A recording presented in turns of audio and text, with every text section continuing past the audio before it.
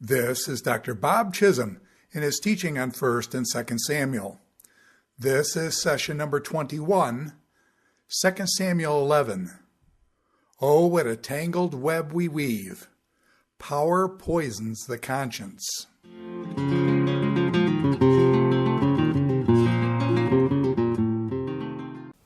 Well, we've come to 2 Samuel chapter 11 in our study.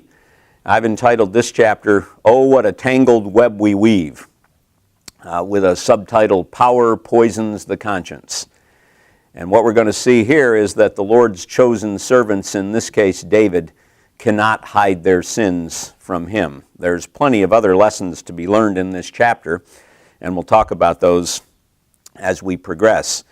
We've seen prior to this, 2 Samuel chapter 7, the Lord has made an irrevocable covenant with David, a promise concerning David and his dynasty. Even if one of David's descendants disobeys, rebels against the Lord will be forced to discipline that individual, but the Lord is never going to set David and his dynasty aside in the way that he did Saul.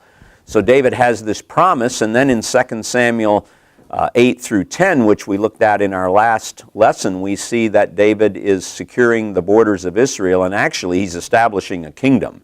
He is conquering the surrounding peoples and making treaties with them where he's the Lord and they're the subject and they have to pay tribute. And so David is building a kingdom and an empire, and the Lord is with him, and things are looking pretty good. But there is a pattern that we need to recall. If we go back in 2 Samuel, you'll recall that back in chapter 3, verse 1, we read that David was growing stronger while the house of Saul was growing weaker. This was the time period in which David was ruling over Judah in the south, and in the north, the kingdom of Saul was still intact through his son. But David was growing stronger and the house of Saul was growing weaker. And then the author stops and gives us what I've been calling a harem report. And we discover that David suddenly now has more than 2 wives. He's got 6. The story continues, and in chapter 5 we read that David's power grew as God strengthened him. And so David is having success. By this time, all of Israel has recognized him as king. He's now ruling over a unified nation. And then, lo and behold, in 2 Samuel chapter 5, verses 13 through 16, we have another harem report. And David is accumulating more wives. And we argued that this is a violation of the Deuteronomic policy that the king of Israel is not to multiply wives. The concern in Deuteronomy is if you marry foreign wives, they will pull your heart away from the Lord, and you'll become an idolater. This is exactly what happens with Solomon later. That wasn't happening with David. As I like to say, he was marrying local girls, but nevertheless, he was beginning to look more like the typical ancient Near Eastern king, complete with harem. And of course, when you have all these wives and sons from different wives, there is the potential for controversy and dissension and conflict within the royal court. And that's going to happen in the story as we forge ahead. So in 2 Samuel chapters 8 through 10, David is very successful. His power is growing. He's establishing a kingdom. But I almost expect to see a harem report. Well, we don't get that, technically speaking. In 2 Samuel 11, we're going to read about David adding another woman to his royal court, Bathsheba, and it's a story about how that happens. And we're going to see David abusing his power, and we're going to see David looking a lot like one of these ancient Near Eastern kings. So yesterday, or in our prior lesson, it was yesterday for those of you who are watching, we got started in chapter 11, and we pointed out that David, after winning all these great victories, he sends Joab and the army out to fight against the Ammonites. But on this occasion, David remained in Jerusalem, and so he appears to be in the wrong place at the wrong time. and we'll see that he really was in the wrong place at the wrong time. So let's begin reading with verse 2. One evening, David got up from his bed and walked around on the roof of the palace. From the roof, he saw a woman bathing. And then the narrator stops. We talked in our prior lesson about how Hebrew narrative works. In Hebrew narrative, we have a main storyline, which is typically carried along by verb forms, where you have the verb before the subject. And sometimes the storyteller will interrupt the sequence to give us offline material. But it's important, usually. It draws attention to whatever is stated. And that's the case here. We've got a storyline developing. David got up, he walked around, and then he saw a woman bathing. And then offline, the narrator highlights, I think, this statement: the woman was very beautiful. So David didn't just see a woman bathing, he saw a very beautiful woman bathing. Now there's some things going on in this verse that we need to comment on. When it says he saw a woman, it'd be real easy just to slip over that. But literally speaking, the last time someone saw a woman in the story, in the developing story, Joshua, Judges, Samuel, Kings, the former prophets of the Old Testament, the last time a character saw a woman, guess who that was? It was Samson. Back in Judges chapter 14, he saw the Timnite girl. Of course, the Lord was kind of behind that, engineering things. But then in chapter 16, he saw a Philistine prostitute, and he went to her. And there's no indication that the Lord was in this at all. And it's very interesting, at the end of chapter 15, there's kind of a summary of Samson's career minus a death account. And we expect to see some kind of reference to the individual passing on and the end of an era. That doesn't happen. And so we're wondering what's going on structurally. And then in chapter 16, we read about Samson visiting a prostitute. Well, from the wisdom literature and the Proverbs in particular, prostitutes are sort of the gateway to death. And so what we're going to get in Judges 16 is an account of Samson's death. And so he saw a woman, and it led to his demise. And now David is the next character in the larger story to see a woman, and it's going to lead to his demise in many ways. The Lord's grace is going to keep David and his kingship intact because the Lord promised to do that. But nevertheless, David's story in many ways is going to be a tragedy from this point on. And there's also another thing going on with this. Earlier in the story in 1 Samuel 17, when David went out on the battlefield to confront the giant, Goliath, he was sort of cast in the role of a new Joshua and Caleb. If you'll recall, when the Israelites took the land, Joshua and Caleb were men of great faith. They were the only spies who said, we can do this. The rest of these Israelite spies were saying, no, we saw giants in the land. Joshua and Caleb were not fazed by that, and in fact they led the Israelite conquest of Israel, and in fact took towns where giants lived. So Joshua and Caleb in many ways were giant killers, and that's what David was. And so when David appears on the scene in 1 Samuel 17, he is the new Joshua Caleb, and this is a very positive thing. But then if we've got the patterns in Judges in our minds, when we read here that he saw a woman, tragically David, the new Joshua Caleb, has become the new Samson. And that's not good. Samson's story ends in tragedy. We also read that the woman was very beautiful.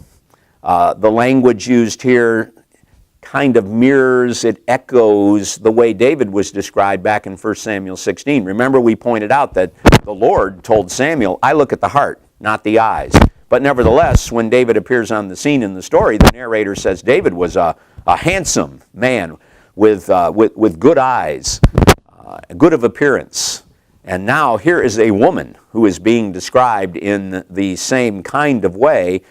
And I think we could say it this way: David's gaze has fallen on one who was every bit his physical equal. He's met his match, as it were. And so the question arises, will he succumb to the temptation of using the power that he has now as king to take what he desires? It's very easy for people who get in the power mode and the greed mode to think, that's something I want and I'm going to take it. And here's a woman who is his match, and he, of course, desires her. So David, in verse 3, sent someone to find out about her. What we're going to see in the story is David is going to be sending a lot. He just has to say the word, and he has the power and the authority. People jump, and they do what he tells them to do. He sent Joab and the army down against the Ammonites, and we're going to see that verb show up time and time again. Tragically, later he's going to be sending, and it's going to lead to the demise of his family. Unwittingly, he's going to be exercising his royal power, and it's going to backfire on him as part of God's judgment against him. So David has authority. He has power. He sends someone to find out about her. He doesn't know who this woman is. And the man said, she is Bathsheba, the daughter of Eliam, and the wife of Uriah the Hittite. That should have stopped David in his tracks. She is someone else's wife. We discover later in the list of mighty warriors that Uriah is one of David's mighty men. He's called a Hittite, so apparently he's a foreigner who's signed on, kind of like David did when he went to live with the Philistines. But nevertheless, Uriah is one of the prominent warriors of Israel, and this is his wife, and David should have stopped right there, but he doesn't. The text says David sent messengers to get her. He's exercising his power. She came to him, and he slept with her. So David basically sends messengers, and the text literally reads, David sent messengers and took her. And that verb took is one that has shown up already and will continue to do so. And this is illustrating the power that David has. He sends, he takes. And you may be interested, what was she thinking? Did she feel like she had to do what the king said? Maybe. Some people will refer to this as a power rape. Trying to understand all the ins and outs of it, the text doesn't give us all the information that we would like to have, but I think the emphasis in the text is upon David, not Bathsheba. And so David sent, and he took, and she came to him, and he slept with her. He had relations with her. And then there's one of these offline comments again, one of these parenthetical comments. In fact, it is in parentheses in the NIV 2011 version from which I'm reading. Now she was purifying herself from her monthly uncleanness. So she had just had her period, her menstrual cycle was underway. And so she's purifying herself from that. And this is important because it informs us that if she were to get pregnant, let's just say she were to get pregnant, guess who can't be the father? Uriah the Hittite, we're going to discover, is down at the battle lines where he ought to be as one of David's mighty men with Joab and the army. David's going to have to bring him back. He's been down there. And so his wife has just had her period. And so if she shows up pregnant, it can't be Uriah. And then she went back home. So the author is using these offline constructions to raise the tension in the story. David stayed home when the army went to fight. He was on his roof and he just happened to see a woman, and she was very beautiful. Temptation has reared its ugly head, as it were. And what will David do? He succumbs to the temptation. And we're told that when he sleeps with Bathsheba, she had just had her period. And so there's great danger here. If she were to get pregnant, then people are going to ask questions, and David's going to have a problem. Well, verse 5, the woman did conceive. She conceived. And then, ironically, she sent a message to David saying, I am pregnant. And so David has a problem. He has got to figure out how to solve this problem. And so he comes up with a reasonable plan. the plan is this. We'll call it Plan A because it doesn't work, and we're going to have to go to a Plan B before this is over. But David decides, I need to get Uriah back here quickly. I need to get him together with his wife. He needs to sleep with his wife. No one will know she's pregnant yet. And then when she begins to show, everyone will think that Uriah is the father, and Bathsheba, if she just keeps her mouth shut, no one will know anything. So that's the plan. It's pretty simple. We'll get Uriah back, have him sleep with his wife, and then everyone will think, including Uriah, that Uriah is the father of the child. So David sent this word to Joab, send me Uriah the Hittite. And Joab sent him to David. And when Uriah came to him, David asked him how Joab was, how the soldiers were, and how the war was going. Uriah probably wondered, we're not really sure what is going on in Uriah's mind in this story. How much does he know? Does he suspect anything? But it's likely that he was wondering, why am I, one of the leading soldiers in the army, why am I serving as a messenger? Anybody could have brought this information back. But then David said to Uriah, go down to your house and wash your feet. Go down and just enjoy the comforts of home. And I think implied in that is do whatever you like to do when you're home. Relax down there. So Uriah left the palace, and a gift from the king was sent after him. But Uriah slept at the entrance to the palace with all his master's servants and did not go down to his house. He slept there at the entrance to the palace with the other servants, and he didn't go and sleep with his wife. David had slept with his wife, but he wasn't going to do that. And so David wants to know. David was told about this. Uriah did not go home, so he asks Uriah, what's going on here? Haven't you just come from a military campaign? Why didn't you go home? Don't you miss, I think implied in this is, don't you miss your wife? You need to go down and enjoy the comforts of home, including your wife. And Uriah replies to David, and this is quite a rebuke to the king at this point. This is quite a rebuke. The ark and Israel and Judah are staying in tents. And my commander Joab and my Lord's men are camped in the open country. How could I go to my house to eat and drink and make love to my wife? As surely as you live, I will not do such a thing. So he is standing up to the king.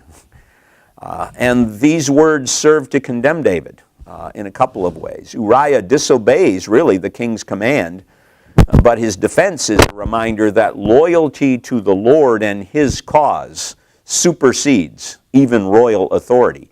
It's as if Uriah says, I'm not going to do what you tell me. I don't care if you're the king. It's not right for me to be doing this. And while Uriah considered it wrong to sleep with his own wife while the army was engaged against the Ammonites, David didn't have any such qualms. In fact, he'd already slept with another man's wife. So this is quite a rebuke to David. And maybe even implied in it is, why aren't you down there? You're the king. So David said to him, well, stay here one more day, and tomorrow I will send you back. So Uriah remained in Jerusalem that day and the next. And at David's invitation, he ate and drank with him again. And this time, this is Plan A Part 2. Plan A Part 1 was simply give him permission to go down and spend the night with his wife. Surely he'll do that. Any man would. No, well, Uriah isn't any man. Plan A Part 2 is, well, let's get him drunk. And he won't have full control over his will and his senses, and when he gets drunk, he'll want to be with his wife. So David makes him drunk. You can just kind of picture it. Come on, Uriah, have another one. And in the evening, Uriah went out to sleep on his mat among his master's servants. He did not go home. So even when he's drunk and not in full control of his thinking, nevertheless, he refuses to go down to his wife. So David really has a problem now. Plan A has not worked in either of its forms. And so David decides, well, we're going to have to do something more desperate here. And so in the morning, David wrote a letter to Joab and sent it with Uriah. So once again, David is sending. He's exercising his authority. And in this particular case, he's going to give Uriah probably a sealed document, which has Uriah's death warrant in it. But he so trusts this guy that he knows he won't read it. He knows he won't read it. And so he gives it to Uriah, and Uriah is carrying the order for his own death back to Joab. Little does he know this. And in it, David writes, "Put Uriah out in front where the fighting is fiercest. Then withdraw from him, so he will be struck down and die." So the plan is for Joab to just put Uriah out there on the front lines in the assault against the Ammonite city. And then everybody withdraws, so he's left isolated, and he will be easily struck down at that point because he'll be outnumbered. This is a ridiculous plan, if you think about it. And it shows that sometimes when people panic, they just don't think straight. I mean, how in the world would you do this, really? What are you supposed to do? Whisper to all the soldiers, "On the signal, everybody pull back, but don't tell Uriah." It's just not going to work. And Joab would be implicated if he were to try to tell the troops to do this. It would be obvious that he's trying to get Uriah killed. So David's plan is really not, doesn't have a lot of thought behind it. He's in panic mode, but it's pretty clear to Joab what David wants done here. For whatever reason, David wants Uriah dead. And David actually uses the language, "so he will be struck down and die." And there are two different Hebrew words used here, nacha and mut. And those words have shown up together before. Back in 1 Samuel 17. David used these words when he was describing how he had killed the predators who threatened the sheep. He had struck them and killed them. And he said he was going to do the same thing to Goliath, and he did in 1 Samuel 17:50. In 2 Samuel 10:18, David struck down and killed Shobach, the Aramean general. So this combination of words has been used before for David as warrior, and how he has struck down and killed his enemies and those who have threatened him. But now he's telling Joab to do this to Uriah, so there's a tremendous contrast. Well, this combination of words has been used in some other places. Earlier in 2 Samuel chapter 3, Joab stabbed innocent Abner. And actually it's the Hebrew word struck down, nacha, and Abner died, Hebrew word mut. So this combination of words was used when Joab murdered Abner. And it's also used of the assassins. Remember the assassins who snuck in and killed Saul's son, the innocent Ishbosheth. David said, "You've killed an innocent man in his bed." They stabbed him, they struck him, nacha, and killed mut. Innocent Ishbosheth. So David is here appearing in contrast to the David that we've seen before, who strikes and kills down his enemies and the enemies of the Lord. And he's looking more like these murderers, Joab included, and these Benjaminites who struck down and killed innocent people. This does not bode well for David in this particular case. He is now being grouped with some miscreants from earlier in the story. And this is not the David that we have grown to love that we've seen earlier, the one who fights the Lord's battles. No, he's concocting a murder here. So while Joab had the city under siege, verse 16, he knows what David wants. David, for whatever reason, wants Uriah dead. Joab, I think, realizes, I can't do it the way David suggested. We just go out and everybody pulls back. How are we even going to execute that? So I'm just going to have to put Uriah out in the front lines where he knew the strongest defenders were. And when the men of the city came out and fought against Joab, so there's this attack by the men in the city, some of the men in David's army fell. Moreover, Uriah the Hittite died. So, mission accomplished. But other men had to die in the process. And that's the way Joab thinks. Well, I've got to accomplish the king's will. We're going to have some collateral damage here. But I will accomplish what David wants. So Joab now wants to inform David of this. And so in verse 18, Joab sent David a full account of the battle. And he instructed the messenger. And you have to be thinking, what was the messenger thinking as he tried to put all this together? But he instructs the messenger, when you finish giving the king this account of the battle, the king's anger may flare up, and he may ask you. So apparently in this battle account, we're not mentioning Uriah at this point. And I think Joab is hoping that David will pick up on the subtleties, read between the lines, and realize that that Uriah has been taken care of, because included in the battle report is the fact that the Israelite army went right up to the wall and then they experienced a defeat at that point. The king might get mad when he hears this report as he thinks about the battle strategy. Joab's not sure. And he may ask you, why did you get so close to the city to fight? Didn't you know they would shoot arrows from the wall? Who killed Abimelech, son of Yerub-Beshet? He's talking about Abimelech back in Judges chapter 9, who got in too tight to the wall of the city that he was besieging. And as David recalls, didn't a woman drop an upper millstone on him from the wall so that he died in Tevetz? Don't you remember the account that's in our history about what happened to Abimelech? This is not good strategy. Why did you get so close to the wall? If he asks you this, then say to him, moreover, your servant Uriah the Hittite is dead. So it appears that what Joab is doing here, he's giving an account. He's hoping, in light of what David told him to do, that David will read between the lines and realize that mission has been accomplished. But Joab's not sure. He's thinking David, the military man, the strategist, he might get mad. And he might question our strategy. But it was this strategy that was necessary to get Uriah out of the picture. And he's hoping David will see that.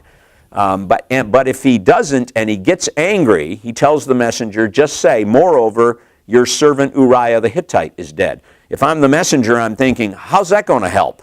If he's mad, the fact that Uriah died is just going to make it worse. He's lost one of his best soldiers. So the messenger has got to be conflicted here, wondering, well, I don't understand what's going on here.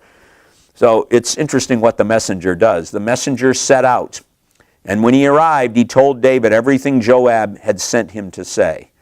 The messenger said to David, the men overpowered us and came out against us in the open, but we drove them back to the entrance of the city gate.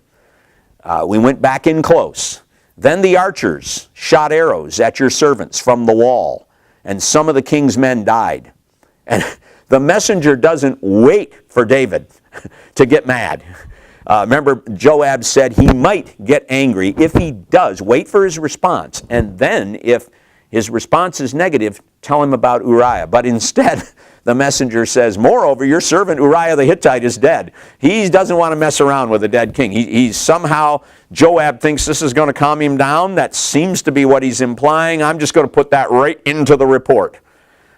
And so this doesn't work out the way Joab wanted it to. I don't think Joab wanted, ideally, Uriah's name mentioned. He didn't want to be implicated in that at all. But instead, he is. David tells the messenger, so we're wondering, is David going to get mad over this? David told the messenger, say this to Joab, don't let this upset you. Don't let this upset you. Is the way the NIV has translated it. It's actually, let it not be evil in your eyes. Let it not be evil in your eyes. Don't let this upset you. The sword devours one as well as another. So the death of Uriah has been included in the report, and David is just trying to cover here. He's trying to console Joab. That's what it looks like. Yeah, it's a horrible thing to lose a great warrior like Uriah, but it happens in battle. Don't let it upset you. The sword devours one as well as another. It's just the way it happens. Press the attack against the city and destroy it. Say this to encourage Joab. Well, when Uriah's wife heard that her husband was dead, she mourned for him.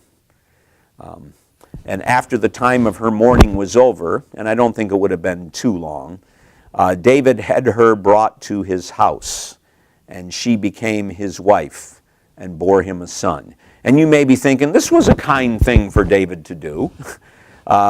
She's a widow now because of him, and so he takes her in as a wife and adds her to the harem and the royal court. No. I don't think we should look at it that way at all. David is trying to cover his tracks. This is the last step in Plan B. The first step is get rid of Uriah. Dead men don't tell tales. And the second step is marry the woman. And everyone may think that, well, she got pregnant right after, on their wedding night, right after they were married. Some people who are paying especially close attention might think that this is kind of a premature birth or whatever. But nevertheless, David seems to have succeeded. But notice the last statement in verse 27. But the thing David had done displeased the Lord. It displeased him. And actually the text says the thing which David had done was evil in the eyes of the Lord. So that's countering what David had told Joab. Don't let this thing be evil in your eyes. Think nothing of it. It's just collateral damage. It happens. Be encouraged. Press the attack. We're going to lose warriors sometimes, even good ones like Uriah. It's just the nature of battle. But then we're told that what David had done was evil in the eyes of the Lord. And so that's setting us up for that the next phase of this account. So if you think about it, what has David done here? He has violated the 7th and 10th commandments. He committed adultery with another man's wife. He coveted another man's wife. And then in his attempt to cover his tracks, he has broken the 6th commandment about murder and the 8th about theft. So he has violated the law of Moses and actually is guilty of capital offenses in this regard. Even though the Lord has made this unconditional or irrevocable promise to him, what does this mean? Well, the Lord also said in 2 Samuel 7, talking at that point about David's offspring, his descendant, the one who would follow him, if he disobeys me, I will be forced to discipline him severely with the rod of men. But I will never break the relationship as I did with Saul. So we can anticipate that David is going to have to pay a very, very big price here. I think that we also learn some truths here. David's story illustrates some things. A lot of people view it as a story about lust and sexual sin, and it is that. But there's more to it than that. That's kind of a superficial reading of the story. There's more to it than that. It tells us a lot about fallen human nature, and it reminds us of some truths about God. And so here are a couple of theological truths that I think we see in the story that we're going to see elsewhere in Scripture. Fallen human nature, sinful human nature, is fundamentally flawed and capable of the most heinous crimes. People will surprise you sometimes. You'll look at someone and think, there's a fine person, and then they do something that completely shocks you. After assuming the throne of Israel, David had been, for the most part, the model of a godly king. He had a heart for God, we are told earlier in the story. And when God looked at David's heart, he said, he's the one that I want. Look at all the wonderful psalms that he wrote, where we see that heart for God coming through. But eventually, what happened? David became king, and that royal power got the best of him. And we see that developing, and that's why I think those harem reports are to be interpreted negatively. He's looking more and more like the typical ancient Near Eastern king who had power, and that power got the best of him. And in the end, both his successes and his failure leave us yearning for a godly leader. David is not the one, ideally. The account also reminds us of a second truth. God is omniscient. He sees everything that human beings do, and he assesses what he sees from a moral perspective. Psalm 11, we read about how God sees all that transpires. And he often allows evil actions, but he doesn't approve of them, and he holds evildoers accountable for their behavior, and David is going to find that out. So maybe we could put it this way. Power can be a breeding ground for sin, and sin, once conceived, can consume those who try to cover it up. So this is a story about power, more fundamentally, and how power and greed can corrupt individuals. And sometimes that corruption takes a sexual form, given our nature. But it's really fundamentally about the abuse of power. And then we also discover and are reminded here that we can't hide our sin from God. He's watching, and he will hold us accountable for our behavior. In our next lesson, we will look at the aftermath of this in 2 Samuel chapter 12.